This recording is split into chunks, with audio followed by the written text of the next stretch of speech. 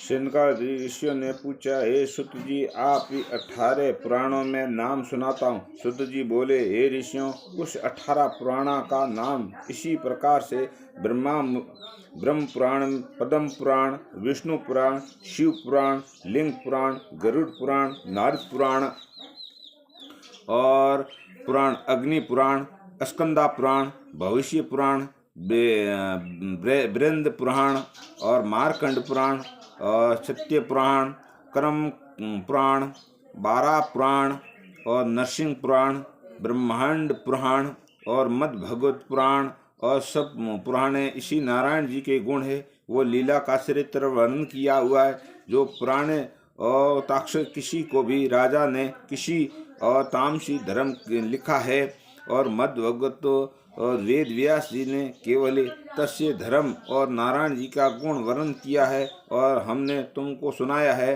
अब कहो, क्या सुना चाहते हो?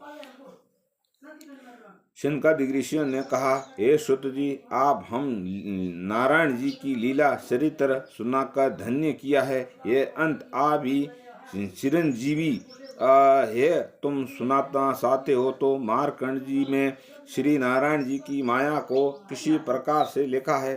श्री हरि का दर्शन की प्राप्ति किए और वेद व्यास जी ने सब वेदों को लिंग अलग अलग वेदों में अलग अलग विभाग इसी प्रकार से लिखा है।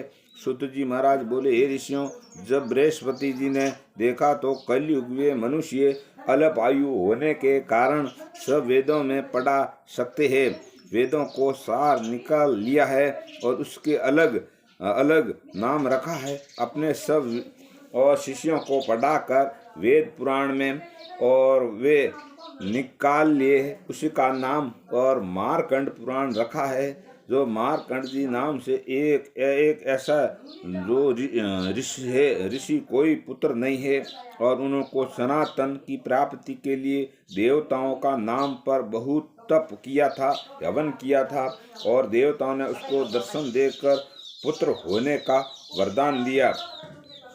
तो आशीर्वाद मार्कंड जी ने पुत्र की प्राप्ति के लिए उन्होंने इसी बालक का नाम मारखंड रखा। जब बालकों को वायु 12 वर्ष के होने से माता पिता को विलाप करने लगे और उन्होंने रोते हुए और देखा तो मारकंड जी ने पूछा, हे माता पिता, आप इसी प्रकार से क्यों रो रहे हो? और उन्होंने उत्तर दिया कि पुत्र, अब मैं तुम्हारे मृत्यु का समय निकट आ पहुंचा, इसीलिए हम लोगों को रो रहे हैं। मार्कंड जी ने कहा, हे माता पिता, जो कोई ऐसा उपाय है जिसमें करने से जीवित रह सको, बोले।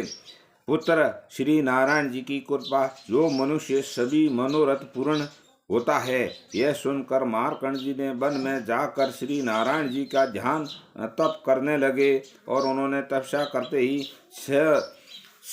मंत्र तर बीत जाने से देवताओं सर्वे इंद्र भयभीत होकर अपने हृदय में विचार किया कि ये ब्राह्मण अर्थात तपस्वी द्वारा कहीं मेरा ही इंद्रासन न छीन ले।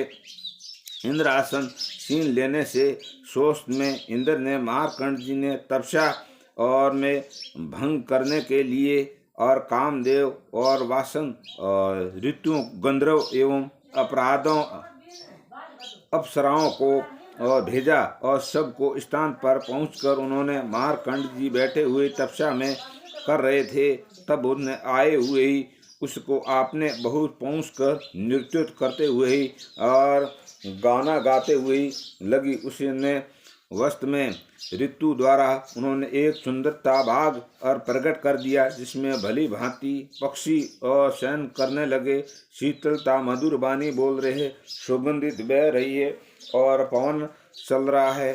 बहन लग से नाचते हुए उस समय अप्सराओं ने वहां पहुंचकर तुरंत ही मार्कंड जी ऋषि की चिंता लगाकर नहीं देने लगे। नारायण जी गरुड़ जी पर बैठकर उसके पास पहुंचे। उन्होंने अपने शत्रु रूप धार और दर्शन देकर इनसे वरदान मांगने के लिए कहा। मद भगवत त्रिलोकीनाथ ने देखते ही मार्कंड ऋषि के स्तुति की। ये परिक्रमा करने से पश्चातु हाथ जोड़कर इसी प्रकार से कहा, हे प्रभु, अपने वायु बुद्धि सहायक वह सुनकर हरि का वरदान देकर वह ऋषि ने कल्प अस्तु समय जीवन रहे। इतना है कहकर श्री हरि वैकुंठ में लोक में चले गए।